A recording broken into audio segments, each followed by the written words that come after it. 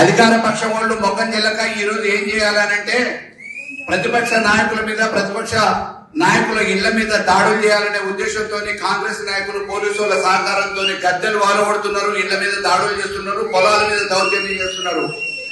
ఖబర్దార్ నేను చెప్తా ఉన్నా కాంగ్రెస్ నాయకులకి, మళ్ళొక్కసారి పునరావృతం అయితే కోదాడు నియోజకవర్గంలో ఎక్కడ గులాబీ జెండాని టచ్ చేసిన బీఆర్ఎస్ నాయకుడిని పైన దౌర్జన్యం జరిగిన ईद का जवाब ईद पत्थर से देंगे.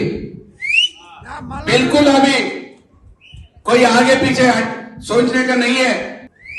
ఏలుకి ఏలు కాలు కాలుకు సమాధానం చెప్పడం మాకు కూడా తెలుసు. తప్పకుండా రేపు రానున్న భవిష్యత్తులో ఏ ఒక్క కార్యకర్త మీద ఏ ఒక్క చిన్న దాడి జరిగినా దానికి ప్రతి సమాధానంగా మేము కూడా దాడులకు దిగుతామనే విషయాన్ని పోలీసు వాళ్ళకి హెచ్చరికతో చెప్తున్నా.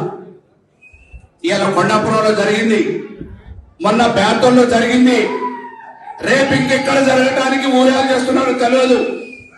100% పోలీసు వాళ్ళు చర్యలు చేపట్టకపోతే అధికార నాయకులు పోలీసు వాళ్ళు మాకు అండగా ఉన్నారనే ధీమాతో ముందడుగు వేస్తే తప్పకుండా చట్టపరంగా పోలీసు వాళ్ళ బట్టలిపుతాం, అధికార పార్టీ వాళ్ళని ఊర్ల నుంచి బయటికి వెళ్ళకూడతాం అనే విషయాన్ని కూడా సభాముఖంగా తెలియజేస్తున్నా.